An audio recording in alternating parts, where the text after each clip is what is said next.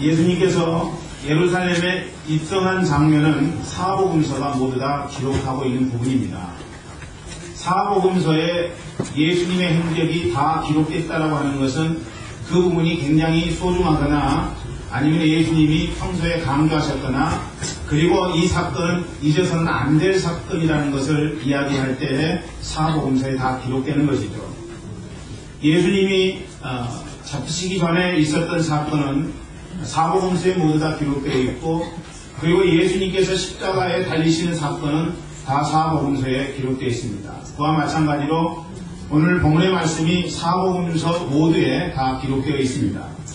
예수님 태어나심이 BC와 AD를 달랐다면 예루살렘 입성은 예수님의 사역을 완전히 가누는 것입니다.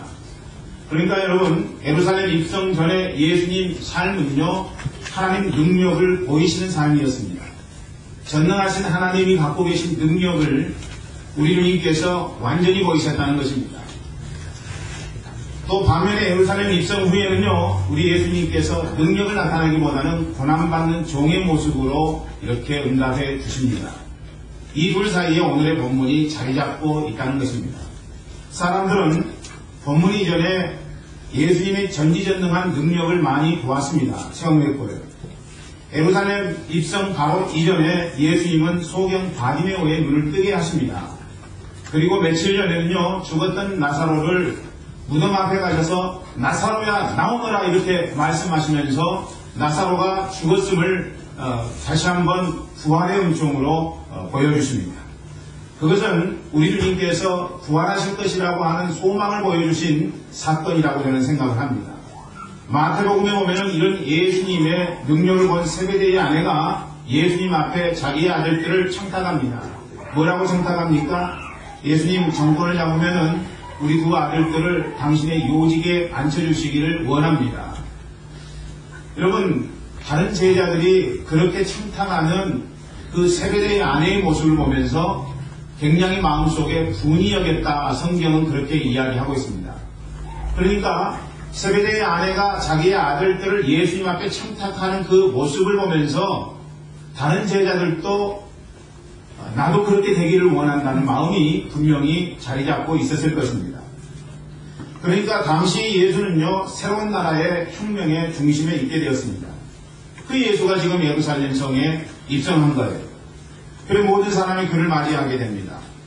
대단한 환호를 하면서 맞이하게 되죠. 심지어는 전에 예수를 반대했던 사람들조차도 환호했습니다. 여러분, 절정이죠. 옷을 바닥에 깔고 그리고 종려나무가지를 손에 들고 그것을 흔들면서 예수님의 예루살렘 입성을 환영하게 됩니다. 누가복음 19장 38절은 그들의 외침을 이렇게 표현하고 있습니다. 찬송하리로다 주의 이름으로 오신 왕이여. 예수님을 어떻게 표현하고 있습니까? 왕으로 표현하고 있다는 것입니다. 왕이신 예수님에 대해서 이야기하고 있다는 것이죠. 지난주에 여러분 혹시 보셨는가 모르겠어요. 이야, 박지성 대단하다 이런 생각을 하지 않았겠는가 이런 생각을 했습니다. 그런데 여러분, 박지성 선수가 수원 삼성 2부 리그에 이렇게 들어가려고 했는데 거절당했다는 사실을 아십니까? 한국 프로팀에서는 받아줄 사람이 없어서 받아주는 그런 팀이 없어서 박지성 선수가 일본으로 간 거예요. 일본으로 가서 교토 버플 상가에 이제 소속되게 되죠. 처음에는 남들 하는 만큼 하는 그냥 평범한 선수였습니다. 그런데 하다가 보니까 이제 골도 많이 넣고 그러면서 이 박지성 선수가 2002년에 아시안게임의 대표 선수로 발탁되게 되고 그리고 결국에는 월드컵 국가대표에 선발되게 됩니다. 2002년도 월드컵 때에 사람들 뇌리에 인상 깊게 남는 그런 플레이를 하게 되죠. 그래서 그 월드컵이 끝나고 나서 PSV 아인트호벤 선수로 2년간 뛰게 됩니다. 그때 여러분 참 여러가지 그 잘하는 모습을 보여주죠.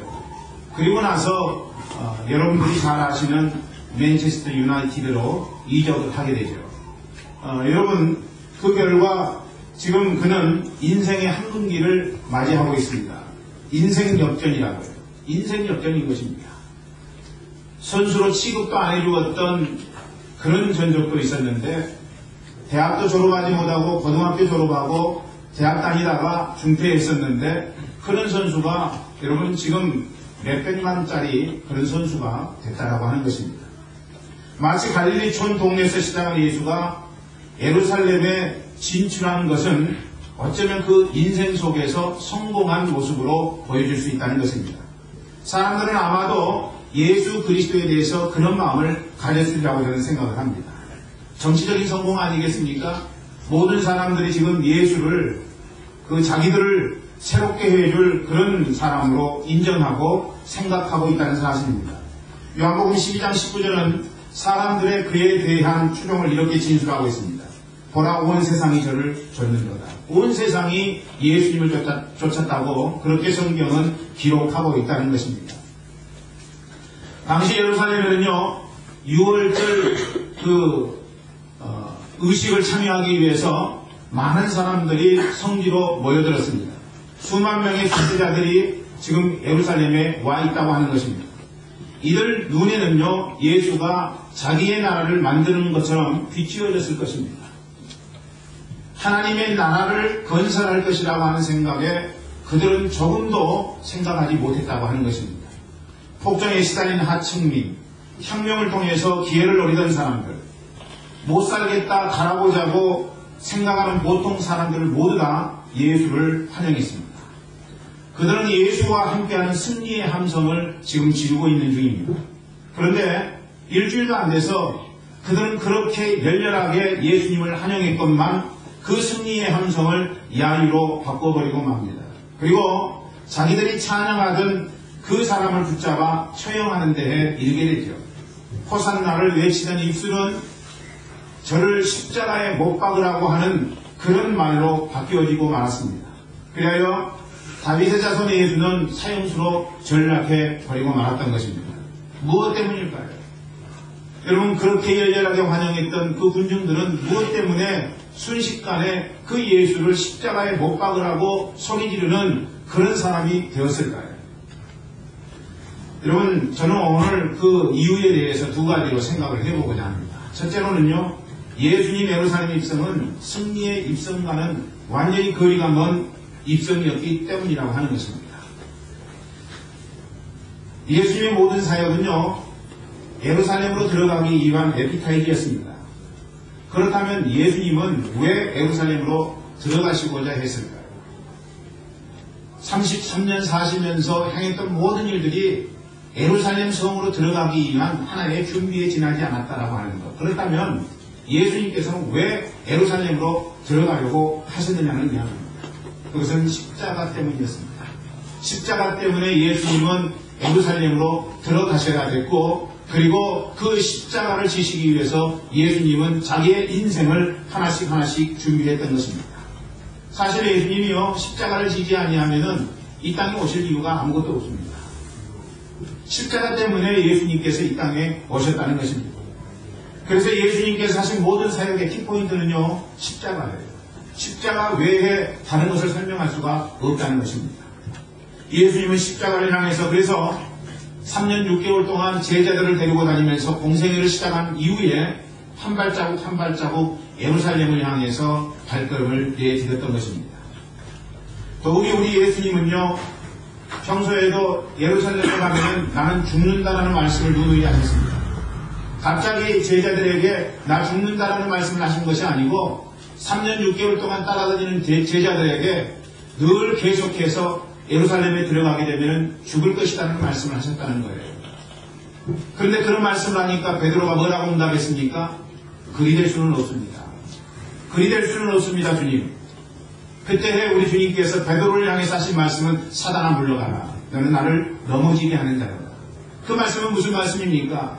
예수님이 예루살렘 들어가셔서 십자가를 지지 아니하면은 그것은 하나님께서 이루신 일을 이룰 수가 없다는 사실을 말씀하신 것이고 십자가를 지지 않는 일은 사단이 가장 좋아할 일이라는 사실을 이야기해 주신 것이라고 하는 것입니다.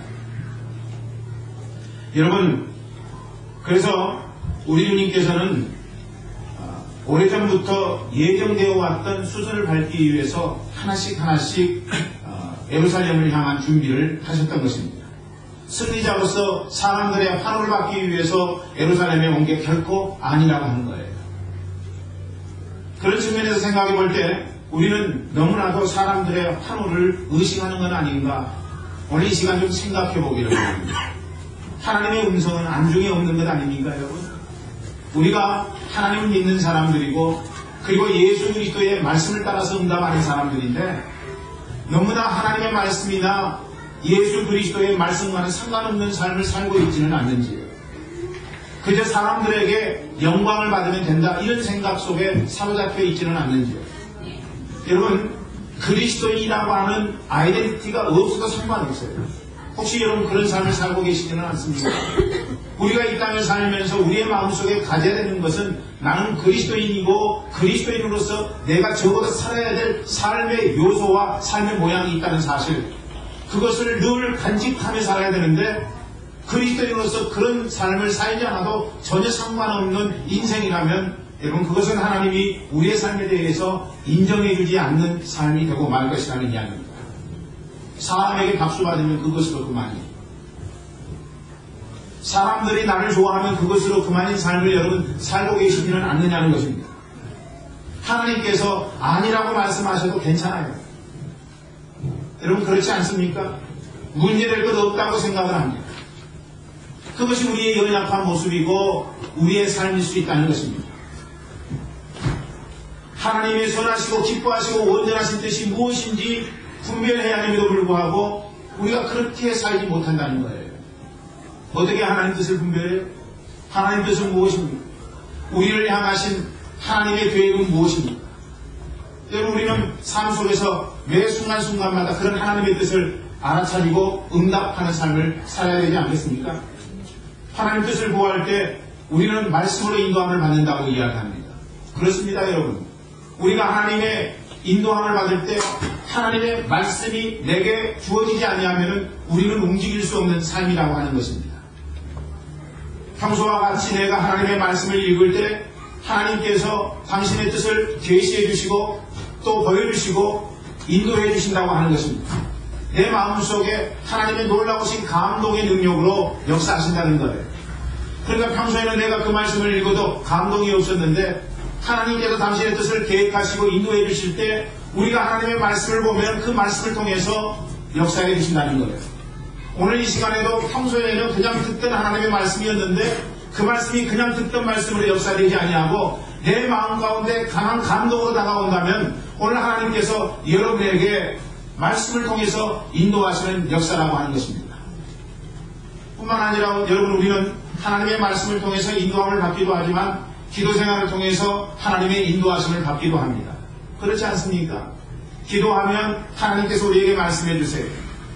능력으로 말씀해 주시고 또 하나님께서 기도하는 자에게 마음을 주셔서 인도해 주시기도 한다는 것입니다. 하나님의 말씀과 기도로만 말씀하십니까? 하나님 말씀하실 때 성령을 통해서 우리에게 말씀해 주신다는 거예요. 어떻게 성령을 통해서 말씀해 주세요? 우리가 성령의 인도하심을 받기를 원하면은 기도하는 자의 인생 가운데는 성령께서 평안의 심판관으로 역사하셔서 말씀해 주신다는 것입니다. 그러니까 기도하는데 하나님께서 그 일을 원치 아니하시면은 우리의 마음이 불편하게 되어 있어요. 반면에 하나님이 원하시면은 우리의 마음속에 성령께서 함께 하시기 때문에 평안의 은총이 넘치게 되어 있다는 것입니다. 여러분 또 환경을 통해서도 우리 주님은 우리에게 말씀해 주시죠. 물론 이 환경이라고 하는 것은요 요나의 계모처럼 하나님이 원치 않는 일을 행하는데 순탄한 길이 될 수도 있습니다. 그렇기 때문에 환경은 상당히 제한적인 거예요. 우리가 환경으로만 하나님의 뜻을 분별하려고 한다면 우리는 자칫 잘못해서 오류 속에 빠질 가능성이 굉장히 많다는 거예요. 환경으로 인도함을 받기도 하지만은 그러나 환경이라고 하는 것은 다른 말씀과 기도와 성령의 인도하심을 통해서 함께 인도하심을 받는 것이 정상적으로 하나님의 인도함을 받는 것이 된다는 것입니다. 저는 여러분들이 하나님 뜻을 추구할 때 이것 한 가지 더 기억했으면 좋겠어요. 그게 뭐냐면요 바로 십자가라고 하는 것입니다. 십자가. 여러분이 하나님 뜻을 구할 때 십자가를 상실하면 안 된다는 것입니다. 과연 내가 가는 길에 주님의 십자가가 보이는가 보이지 않는가 이것으로 판단하는 거예요.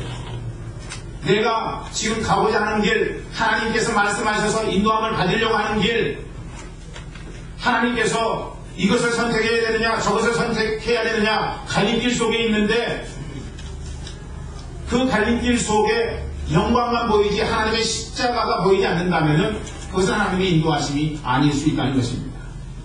십자가 없는 길을 우리가 만약 걷고 있다면 우리 주님은 안타까워하실 것입니다. 사랑하는 형제 자매 여러분, 때때로 보면은요 우리에게 십자가가 없어요. 십자가가 없습니다. 자기 부인이 없고요 희생의 도가 나타나지 않습니다. 이게 문제가 될 수 있다는 것입니다. 우리가 가는 길에는요 우리 주님의 십자가가 보여야 돼요. 우리 주님의 십자가가 보여야만이 우리의 인생이 온전히 주님 앞에 드려지는 인생이 될 수 있다는 것입니다. 그렇기 때문에 저는 우리 교회 모든 분들의 인생 가운데 선명한 우리 주님의 십자가가 있기를 주의 이름으로 간절히 축원합니다. 이게 첫 번째라고, 이게 첫 번째입니다. 사람들이 왜 예수님을 그렇게 열렬하게 환영하다가 갑작스럽게 태도를 바꾸었는가? 여러분, 우리 주님의 예루살렘 입성은 승리의 함성이 아니라 십자가를 지기 위한 입성이었다고 하는 사실. 그것을 몰랐기 때문에 그들은 예수님을 보고 그렇게 태도가 바뀌게 됐다는 것입니다. 두 번째로는요, 예루살렘 입성은 사람들이 좋아할 종류와는 거리가 멀었다고 하는 것입니다. 사람들이 좋아하는 것과는 완전히 거리가 먼 예루살렘 입성이었다고 하는 거예요. 예루살렘 입성의 의미를 제대로 깨닫지 못했던 제자들과 군중들이었습니다. 그래서 그들은 생뚱맞게 상상을 하면서 호산나 다윗의 자손이요 이것을 외쳤던 것입니다. 다윗의 능력으로 오실 예수님에 대해서 그들이 찬양했던 거예요. 힘없는 죽는 예수가 아니라 권세와 능력으로 임하신 예수님에 대해서 그들이 찬양했다는 것입니다. 그동안 그렇게 열심히 추종했던 예수님이십니다. 무엇 때문에 그들이 추종했느냐는 이야기죠. 뭔가 속셈이 있어서 추종했다는 것입니다. 그분이 예루살렘에 입성하셔서 새로운 이스라엘의 왕이 될 것을 그들 모두는 다 기대했을 것입니다. 그건 생각만 해도 신명나는 일 아니겠습니까? 대단한 일이죠. 그러니까 소리를 질렀습니다. 승리의 함성을 지른 거예요. 제자들은 당연히 자기들에게 예수님께서 높은 자리 하나 해줄 것으로 믿었습니다. 군중들은 새 세상이 열리는 무지갯빛 환상을 꿈꾸었을 것입니다. 그랬던 거예요. 제자들도 예수님의 이 희생과 죽음의 의미를 생각하지 아니하고 예수님 나라가 오면은 나도 한몫할 수 있겠지라고 하는 그런 생각 속에 사로잡혀 있었고 군중들도 마찬가지였다는 것입니다. 그래서 예수님을 따랐던 거예요. 예수님 예루살렘 성에 입성하시니까 그토록 열광하면서 예수님을 환영했던 것입니다. 역사 속에 보면은요, 사람들이 리더십을 부여하는 세 가지 기준이 있어요. 어떤 데 리더십을 부여하느냐, 어떤 데 사람들이 따라가느냐. 첫 번째로는요, 예리한 판단력이 있을 때 사람들이 추종합니다. 저 사람이 선택했다 하면은 그것은 문제가 전혀 되지 않는다 할 때 사람들이 따르게 된다는 것입니다. 추종한다는 거예요. 무언가를 선택했는데 그것이 삶 가운데 데미지를 입히게 되는 그런 선택이라면은 그런 사람의 리더십은 절대 사람들이 따르지 않게 되어 있다는 것이죠. 두 번째로 사람들이 어떤 때 리더십을 부여하느냐, 강력한 도전 정신이 있을 때 여러분 사람들이 그에게 리더십을 부여한다는 것입니다. 그냥 평범한 삶이 아니라 무엇인가 도전하고 그래서 무슨 결과를 낳게 되는 인생을 사는 사람을 보면은 사람들은 따르고 싶어하는 그런 마음으로 응답하게 된다는 것입니다. 이러한 예리한 판단력과 강력한 도전 정신에서 나오는 것이 뭐냐면은 미래를 내다보는 능력입니다. 미래를 내다보는 능력. 여러분 미래를 내다보는 능력이 있다면 얼마나 좋을까요? 그래서 우리는 예수 믿으면서도 점치는 사람한테 점치러 다니는지도 모릅니다. 우리 교회의 이야기가 아니라 다른 교회의 이야기예요. 그 누군가가 내 인생의 미래에 대해서 조금만 이야기해줘도 지금까지 하나님의 말씀을 통해서 그렇게 인도함을 받았건만 그것이 역사되지 아니하고 어떤 사람이 이야기해주는 한마디가 그 사람 마음 심령을 이끌어가는 원동력이 될 수 있다는 거예요. 왜 그래요? 미래라고 하는 것은 그 누구도 모르기 때문에 그렇게 하는 것입니다. 그런데 미래에 대해서 이야기해 줄 수 있는 사람이 있다면 사람들이 그를 따르게 된다는 것이죠. 예루살렘 입성 전까지는 이 세 가지 기준이 예수님에게 흘러 넘치는 듯이 보였습니다. 예수님이 그런 인생을 보여주시지 않았습니까? 그래서 이제 바리새인과 서기관들이 예수님을 죽이기 위해서 몇 차례 노력을 했지만은 죽일 수가 없었습니다. 왜냐하면요, 그때까지 백성들이 예수님을 지지해서 도저히 그들 백성의 눈이 무섭고 예수님을 어떻게 할 수 없는 상황이었기 때문에 그렇습니다. 그들은 예수님에 대해서 확신했어요. 철석같이 믿었습니다. 만약에 예수님을 우리가 따르기만 한다면 그가 행복의 사도로 우리의 인생 가운데 행복을 공급해 줄 수 있을 것이다. 이 생각. 심지어 베드로는요, 예수님의 권세를 믿고 자고로운 유대 병정 중에 하나였던 말고의 귀를 잘라버리게 됩니다. 뭔가 빽이 있으니까 잘랐겠죠. 그 빽이 없었다면은 베드로가 무식한 어부였던 사람이었는데 언제 칼을 휘둘러 갔겠습니까? 그가 전혀 말고의 귀를 자를 수 있는 상황이 아니었을 것입니다. 그런데 예수님은 왕이 되실 것입니까? 왕이 되실 것이니까 왕의 신하인 내가 이 말고의 귀를 마음에 안 맞으면 자를 수도 있지. 이런 생각이 베드로의 마음을 사로잡을 수 있었다는 것입니다. 그런데 그 기대가 깨졌어요. 언제 깨졌어요? 예수님이 아무 말 없이 도수장으로 끌려가는 어린 양과 같이 그들에게 붙잡혀 나가게 될 때 여러분 그들의 생각이 달라졌다는 것입니다. 예수님에게 있는 것처럼 보였던 예리한 판단력 여러분 보이지 않았습니다. 헤롯의 실정에 대한 도전정신 실종되고 말았어요. 뿐만 아니라 미래를 내다보는 능력이 있었다면 예수님이 지금 잡히지 않았겠지요. 그런데 예수님은 네 마디 한마디 말도 못하고 지금 로마 군병과 유대 병정들에게 잡혀가고 있는 상황이라고 하는 것입니다. 그에게 기대했던 혁명은 사라지고 그냥 힘없이 사로잡혀서 가게 됩니다. 낙심천만이죠. 기대했었던 예수님의 모습이 아닌 거예요. 그 소문이 순식간에 퍼졌습니다. 예수님을 따랐던 자들과 군중들 모두에게 예수님이 로마 군병과 유대 병정들에게 잡혀갔다는 소식은 순식간에 퍼지고 말았습니다. 자기들 기대와는 달리 예수님이 잡히게 되자 예수님의 제자들 3년 6개월 동안 동고동락했던 예수님의 12 제자들조차도 한 명도 남지 아니하고 다 자기의 갈 곳으로 도망가버리고 말았습니다. 그리고 찬송하던 백성들은 예수님을 오히려 야유했습니다. 아니 야유가 아니라 십자가에 예수님을 아예 못 박으라고 소리 지르게 됩니다. 자기들이 추구했던 예수가 아님에 그들은 실망했기 때문에 그렇게 행동했을 것입니다. 결혼하기 전에 아내에게 난 너무 못 사니까 그렇게 하라고 이야기를 했어요. 우리 집은 너무 가난하다. 늘 그렇게 이야기를 했습니다. 연애하면서. 물론 아내도 그 말을 들었어요. 그런데 문제는 자기 수준에서 말을 듣는 거예요. 자기도 항상 가난하다고 생각을 했는데 그래도 자기는 집이 있으니까 박형제가 가난하다고 해도 집은 있겠지. 박형제가 못 산다고 해도 그래도 먹고 살만한 것은 있겠지. 결혼 준비를 하는데 우리 집사람이 다이아를 해주래요. 다이아를 해주래요. 근데 다이아 해줄 돈이 어디 있습니까? 사실 그 시어머니 또 시댁 식구들 폐물하라고 준 돈 가지고 결혼식 준비해야 되는 입장이 있는데 무슨 다이아가 제가 해줄 수 있는 능력이 되겠습니까? 전혀 해줄 수가 없지요. 이제 제가 만약에 가난하다는 말을 안 했더라면은 진짜 저는 사기꾼이 되는 거예요. 가난하다는 말도 하지 않고 아무것도 없는 사람이 어떻게 결혼을 하려고 했느냐 이런 이야기를 평생토록 들었을 가능성이 많습니다. 여러분이 이런 거였어요. 어떤 기대감이 무너지게 되면은요, 그전에는 몰랐는데 딱 결혼하고 나니까 내가 알고 있었던 그 사람하고 전혀 다르다는 거죠. 그런 기대감이 무너지게 되면은 낙심하게 되고 실망하게 된다는 것입니다. 그러니까 그런 꿈이 오히려 증오로 변할 수 있는 가능성이 굉장히 많다는 것이죠.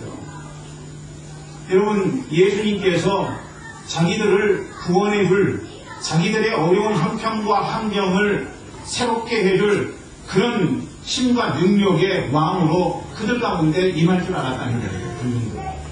그런데 예수님이 힘없이 잡히게 되니까 그들이 예수님에게 가졌던 기대와 꿈이 완전히 실망과 증오로 변화되어버리고 말았다는 것입니다. 그래서 여러분, 우리가 예수님을 분명히 알고 지내는 것이 중요합니다. 예수님을 잘 알아야 되죠. 성도들이 예수 처음 믿으려고 하는 사람에게 축복의 논리만 이야기해요. 제대로 예수님을 설명해 줘야 되는데 예수님에 대해서 정확하게 이야기해 주지 않는다는 것입니다. 뭐라고 이야기합니까? 예수 믿으면 좋을 이야기들만 해줍니다. 고난은 말하지 않아요. 뭐라고 이야기해요? 예수 믿으면 사업이 잘 된다고 이야기합니다.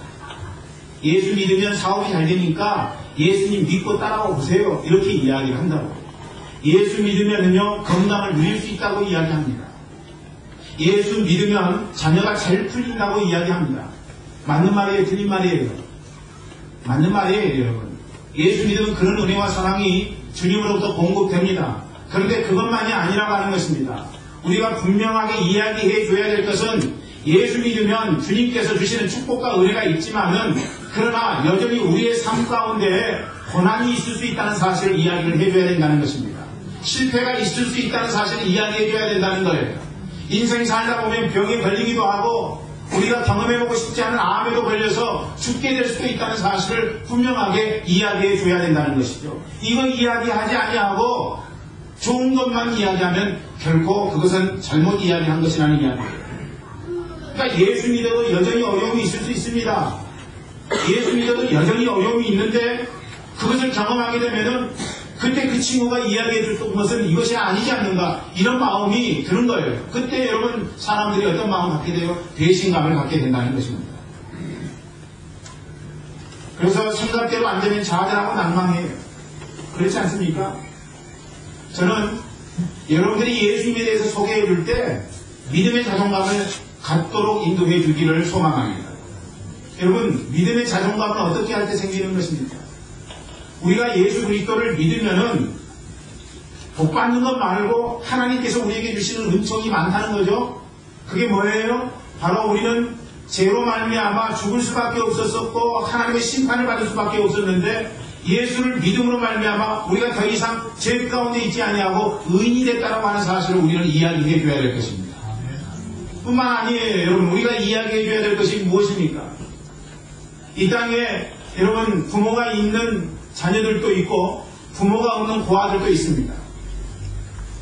먹고 살아가는 것은 똑같을 수 있어요. 그런데 부모가 없는 고아의 경우에는요, 인생을 살면서 부모가 없기 때문에 마음에 공고함이 있을 것입니다. 나는 부모도 없는데 저 친구는 부모가 있어서 저렇게 부모가 사랑해 주는구나. 그 사랑의 공급을 받지 못할 때에 고아들의 마음 가운데 나도 부모가 있으면 얼마나 좋을까 이런 마음이 들지요. 동일한 것입니다. 우리가 예수 그리스도를 통해서 그분을 구세주와 주님으로 영접하게 되면은 성경에 보니까 하나님의 자녀가 되는 권세를 주시겠다고 약속하셨어요. 그래서 이제 우리가 예수를 믿게 되면은 하나님을 아버지라고 부를 수 있게 된다는 것입니다. 그분이 우리와 함께 해주시고 그분이 우리를 향해서 말씀하시는 말씀은 뭐예요? 너는 내 권속이다. 외인이 아니다라고 말씀해 주신다는 것입니다. 그러니까 그런 하나님의 사랑과 은혜를 경험한 자는요, 늘 하나님을 의뢰하는 기쁨을 알고 그 주님 앞에 응답하는 삶을 살게 된다는 것입니다. 여러분, 이런 자존감을 우리가 이야기해 줘야 돼요. 예수 안 믿는 사람하고 똑같은 삶이 아니라 우리가 예수를 믿게 되면 예수 믿지 않는 사람하고는 질적으로 다른 인생을 살 수 있게 된다는 것이죠. 그리고 마침내 우리가 천국에 가는 날 주님은 우리를 인정하시고 착하고 충성된 종이라고 우리에게 그렇게 말씀해 주실 것입니다.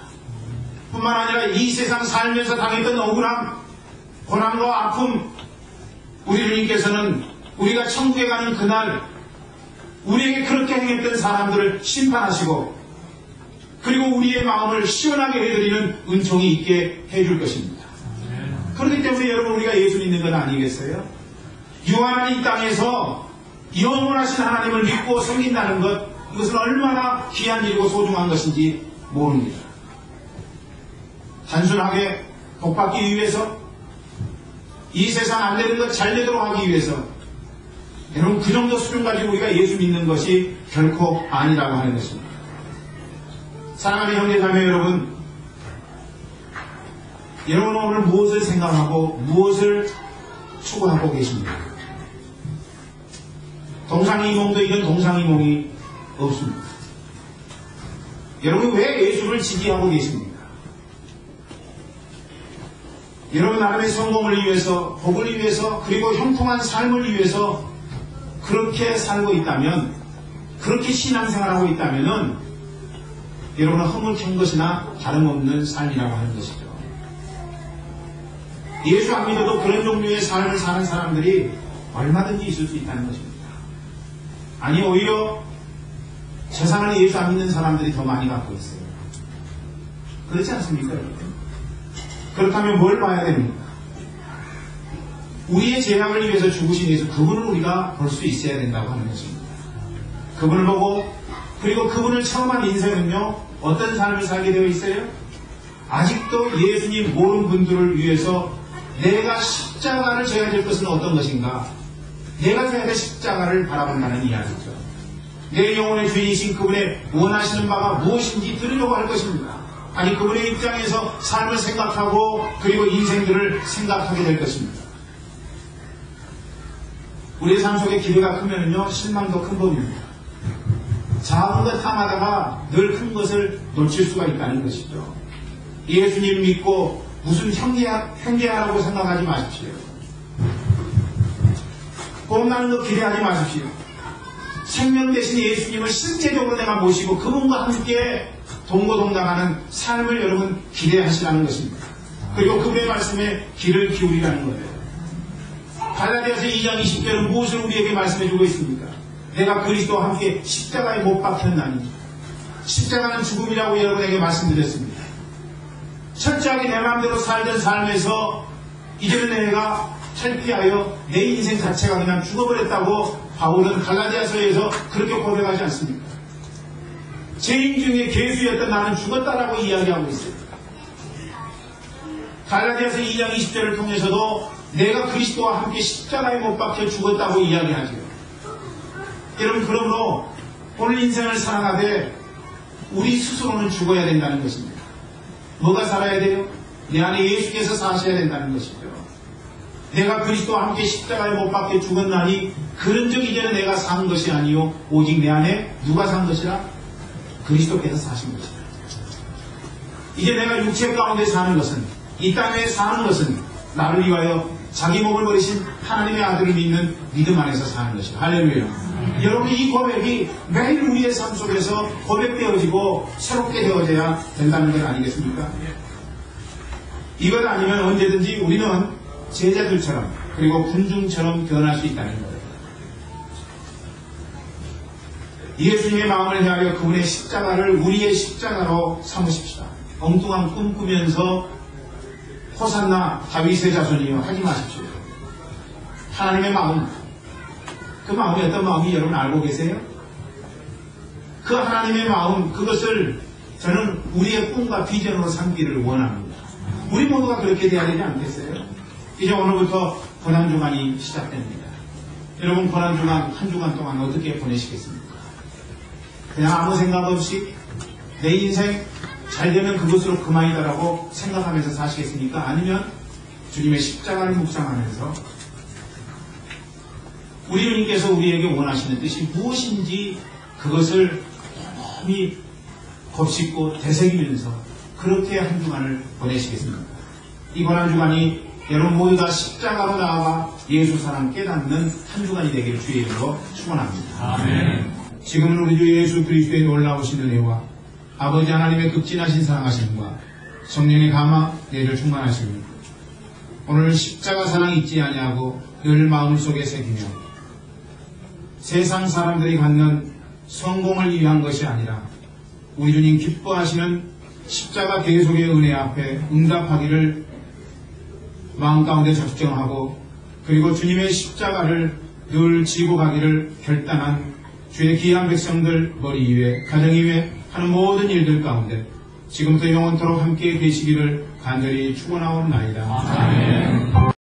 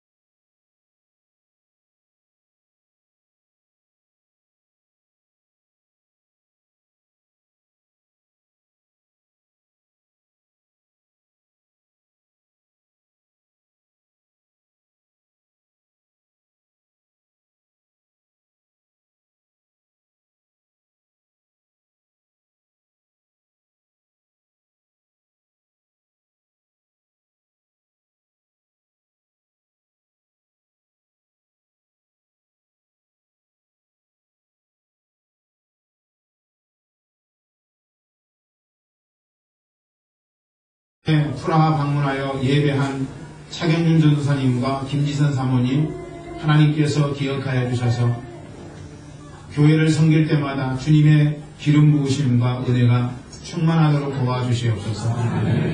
목회자로서 주님의 십자가 사랑 잊지 아니하고 늘 그것 묵상하며 주님의 마음에 합한 자로서 준비되며 하나님 사역 감당하는 귀한 전도사님 가정으로 주께서 삼아 주시옵소서.